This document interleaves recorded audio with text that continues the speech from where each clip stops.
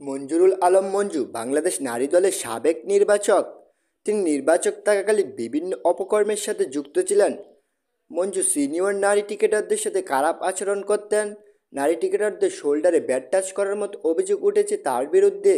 লাইনে দাঁড়ানো নারী প্লেয়ারদের সাথে হ্যান্ডশেক করার বদলে তিনি বুকে জড়িয়ে নিতেন। সম্প্রতি নারী ক্রিকেটার জাহানারা আলম লাইভে এসে মঞ্জুর অপকর্ম তুলে ধরে কান্নায় ভেঙে পড়েন এবং বলেন, আমি তাদের কোনোদিন ক্ষমা করব না। এছাড়া আরেক নারী ক্রিকেটার রুমানা আক্তারও তার বিরুদ্ধে অভিযোগ তুলে ধরেছেন।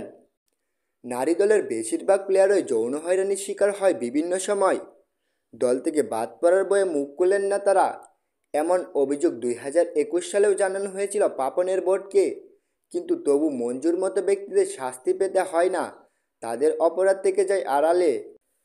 অন্যদিকে অলরাউন্ডার সাকিব আল হাসান বিনা দোষে নির্বাসিত, শুধুমাত্র আওয়ামী লীগের হয়ে রাজনীতিতে জড়ানোর জন্য। আইনি ঝামেলায় আসতে পারছেন না বাংলাদেশে।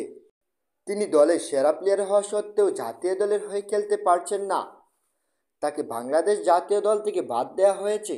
এছাড়া ক্রীড়া সম্পাদক আসিফ মাহমুদ ক্ষমতার জোরে বলেই ফেললেন, সাকিব আর কোনোদিন বাংলাদেশের হয়ে খেলতে পারবে না।